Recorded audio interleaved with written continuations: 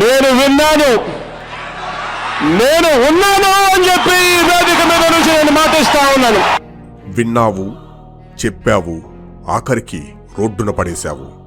ఆంధ్రప్రదేశ్ నిరుద్యోగులమైన మేము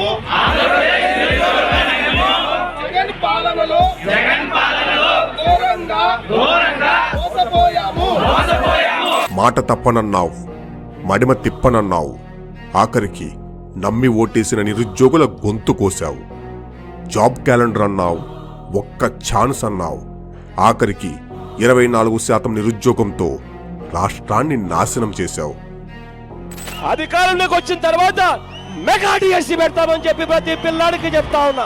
మరి ఏమైంది ఈ హామీ? నీ 300కు పైగా తీర్చని హామీలలో కలిసిపోయిందా?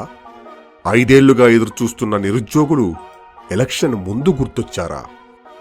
ఎన్నికలు 3 నెలల్లో ఉన్నాయంటే మాత్రం ఏం చేస్తాడు? అదిగో నోటిఫికేషన్ అంట. 5 ఏళ్లు నిద్రపోయి ఎలక్షన్స్కి 2 నెలల ముందు చేస్తున్న ఈ పనిని ఏమనాలి? కనీసం ఫైనాన్స్ అప్రూవల్ లేకుండా డిఎస్సి నోటిఫికేషన్ ఇస్తున్నా అంటే నమ్మటానికి నిరుద్యోగులు నీ పార్టీ కార్యకర్తలు కాదు. అంగన్వాడీ జీతాలు పెంచమంటే రాబోవు టీడీపీ ప్రభుత్వంలో చేస్తారని అప్పచెప్పినట్టు నిరుద్యోగులు డిఎస్సిని రాబోవు టీడీపీ ప్రభుత్వానికి అప్పచెప్పటం నీ చేతకానితనానికి నిదర్శనం.